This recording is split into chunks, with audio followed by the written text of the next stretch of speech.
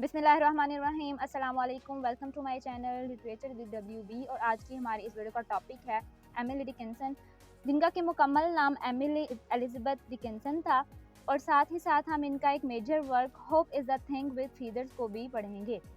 और at the end of the video मैं आपको कि पेपर पॉइंट ऑफ व्यू से किस तरह से इम्पोर्टेंट है वो भी बताऊंगी। पास्ट पेपर में जो क्वेश्चन आया हुआ है वो भी दिखाऊंगी। Can without any further delay let's get started. Emily Dickinson जो है वो 1886 में पैदा हुई। ये अमेरिकन पोइटेस थी। डिकिंसन जो है उन्होंने ज़्यादातर अपनी जो लाइफ वो आइसोलेशन में ही गुजारी, क्योंकि ये नेचर वाइज जो थी वो इंट्रोवर्ट टाइप की लड़की थी और हमेशा ये वाइट कपड़े पहनती थी। इन्होंने कभी अपनी ज़िंदगी में शादी नहीं की। और रफली अगर इनकी लाइफ में पब्लिश की बात की जाए तो लाइफ में सिर्फ और सिर्फ इनकी 10 पोइम्स पब्लिश हुई। उसके बाद जो इनकी बाकी 1800 पोइम्स हैं वो आफ्टर डेथ जो हैं वो पब्लिश हुई। इनकी जो पहली पोइम पब्लिश हुई वो हुई 1955 में। वो थी the poems of Emily Dickinson. अगर राइटिंग स्टाइल की बात करें तो एमिली डिकिंसन जो थी वो लिरिक्स लिखती थी, जिसमें कि अपनी वो एक्सप्रेस करती थी अपनी थॉट्स को और फीलिंग्स को। ये बहुत ज़्यादा चीज़ों को बहुत जल्दी ऑब्जर्व भी करती थी और जो कुछ ये ऑब्जर्व करती थी उनके मुताबिक ये लिखा करती थी।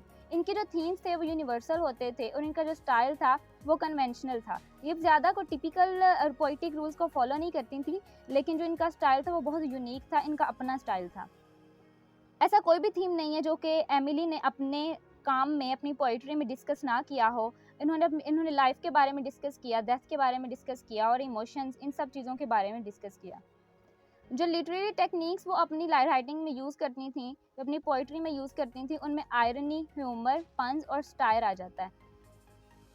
ये जितनी भी अपनी पोइट्री लिखती थी वो बहुत छोटी और ब्रीफ लाइंस जो थी वो होती थी। मतलब ये कि लाइन बहुत छोटी होती थी लेकिन उनका मतलब जो था वो बहुत गहरा होता था। जब आप इनकी नेक्स्ट जो है वो इनका वर्क पढ़ेंगे तो तब आपको इस बात का अच्छी तरह अंदाज़ा हो जाएगा कि किस तरह से छोटी पोइम में भी इतना बड़ा लेसन वो दे जाती थी।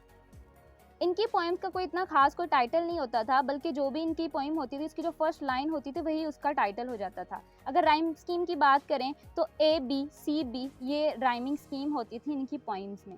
अगर थीम्स की बात की जाए तो उन्होंने रिलीजन, होम, फैमिली, डेथ और नेचर और लव वगैरह पे डिस्कस किया। उसके अलावा इन्होंने फ्लावर्स और गार्डन्स को भी अपनी पोइट्री में एज अ मेटाफर यूज़ किया, जो कि इमोशंस को एक्सप्रेस करती थी। इन्होंने अपनी पोइट्री में डेथ को जो है वो डिफरेंट चीज़ों से एसोसिएट किया और डेथ के जो डिफरेंट मेथड्स हैं उनको भी इन्होंने दिखाया। अब चलिए बात करते हैं इनका एक major work hope is the thing with feathers, जो कि इनकी मेजर पोइम भी मानी जाती है। तो इसको डिस्कस करते हैं, इसकी समरी को देखते हैं। लाइन 1 to 4 है, hope is the thing with feathers that perches in the soul and sings the tune without the words and never stops at all। First line में बात करें तो फीदर्स का मतलब होता है पर, यानी कि इन्होंने इसमें अपनी इस पोइम में बहुत ज़्यादा मेटाफर्स का यूज़ किया। और पहली ही लाइन में इन्होंने होप को फीदर्स के साथ एक एज अ मेटाफर यूज़ किया, यानी कि होप को इन्होंने एक बर्ड बोला कि जो होप है वो एक परिंदा है, जो परचेज का मतलब होता है किसी रहने की जगह, यानी कि जो होप है वो हमारी सोल में रहती है। This hope means bird perches in the soul, showing that the soul itself the hope's home। यानी कि जो बर्ड है होप, वो जो सोल है वही उसका घर है, यानी कि जो इंसानी सोल है, जो उसकी रूह है, होप का वही जो है वो असल में घर है। होप को डायरेक्टली लिंक्ड किया गया है ह्यूमन स्पिरिट से, जहाँ पे वो विदाउट वर्ड, यानी कि कोई भी लफ्ज़ इस्तेमाल किए बगैर गाती रहती है, विदाउट स्टॉप, यानी कि वो रुकती नहीं है, वो बस गाती चली जाती है। अगर इन डेप्थ इसकी बात करें तो इसका मतलब ये है कि जो लोगों को हमेशा होप रखनी चाहिए, उम्मीद रखनी चाहिए। जितना भी मुश्किल वक्त आए लोगों को हमेशा जो है वो उम्मीद का दामन हाथ से नहीं छोड़ना चाहिए। उसके बाद लाइन 5 to 8 है, and sweetest in the gale is heard and sore must be the storm that could abash the little bird that kept so many warm। अब यहाँ पे इन लाइन्स का मतलब ये है कि वो जो गाना गा रही होती है वो हमें, जब एक बहुत ज़्यादा कोई, गेल का मतलब होता है स्टॉर्म, यानी कि एक ऐसा वक्त जो कि बहुत बुरा होता है हमारी लाइफ में, उस वक्त जो होप का जो सॉन्ग, जो उस बर्ड का सॉन्ग होता है, वो हमें सबसे ज़्यादा मीठा लग रहा होता है। अगर दूसरे वर्डों में बात की जाए तो इसका मतलब ये है कि जब भी कोई इंसान बहुत ज़्यादा मुश्किल में होता है, या उसके कोई पर्सनल एक्सपीरियंसेस होते हैं, या उसको कहीं पे लॉस हो जाता है, कोई ज़िंदगी में बहुत ज़्यादा दुख उसको देखने को मिलते हैं, तो उस वक्त जो एक उम्मीद होती है, एक उम्मीद की किरण होती है, वो उसको नज़र आ रही होती है। अगर उसको नज़र आ रही होती है तो वो उसको देख के खुश हो जाता है और वो कहता है कि नहीं, उम्मीद अभी बाकी है। तो इसका ये मतलब है कि वो जो उसका गाना है उस बर्ड का, यानी होप का जो उस बर्ड का गाना है, वो उस वक़्त हमें सबसे ज़्यादा मीठा लगता है जब हम किसी न किसी मुसीबत में होते हैं।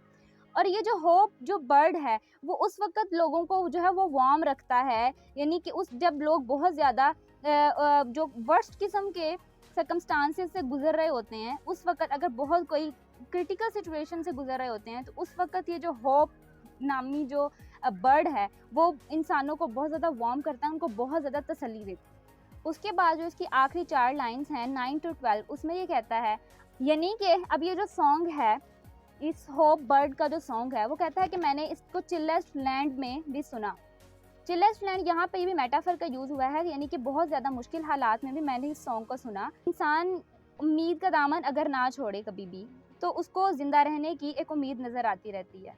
होप जो है वो एक एसेंशियल चीज़ है ह्यूमन लाइफ की, ज़िंदगी की ब्यूटी है, खूबसूरती है। लास्ट वाली 2 लाइन्स हैं, उसके मुताबिक इसका ये मतलब है कि जो होप है वो हमसे कोई किसी किस्म के चार्जेस नहीं लेती। मतलब ये क्रम का मतलब होता है कि कुछ खाने को लेना, कोई खाने की चीज़ लेना, यानी कि हमसे कुछ भी डिमांड नहीं करती, कुछ भी नहीं हमसे लेती। लेकिन अगर लिटरली बात की जाए तो ये लोगों को ज़िंदा ज़रूर रखती है। यानी अगर किसी भी इंसान को कोई भी होप है, किसी भी किस्म की उम्मीद है, तो कि अगर ये मुश्किल वक्त है तो ये गुजर जाएगा, तो वो उसके लिए आसानी हो जाती है। यानी ये लोगों को ज़िंदा रखने में मदद करती है। अगर कोई भी इंसान के पास कोई उम्मीद की किरण है, तो वो कितना भी हार्डेस्ट टाइम क्यों ना हो, वो उसको गुजार ही लेता है। बस हमें ये चाहिए कि जो उम्मीद का जो परिंदा ये जो गुन गाता है, एक ट्यून सुनाता है, उसको हम सुनते रहें और उम्मीद का दामन कभी भी हाथ से ना छोड़ें। ये के इंपॉर्टेंट क्वेश्चन है जो कि पेपर पॉइंट ऑफ व्यू से इंपॉर्टेंट है। Explain Emily Dickinson style of writing with the reference of any of her major work. इसलिए आप लोग इनकी यही वाली जो पोइम है उसको भी तैयार करके ये क्वेश्चन को अटेम्प्ट कर सकते हैं। तो ये थी आज की वीडियो जिसमें कि मैंने एमिली डिकिंसन की बायोग्राफी शेयर की, उसकी राइटिंग स्टाइल को डिस्कस किया, उसके थीम्स के बारे में बताया और साथ ही साथ उसके एक मेजर वर्क को भी कवर किया। उम्मीद है आपको ये वीडियो पसंद आई होगी। If you like this video, thumbs up, do subscribe and hit the bell icon. Keep smiling. अल्लाह हाफिज़।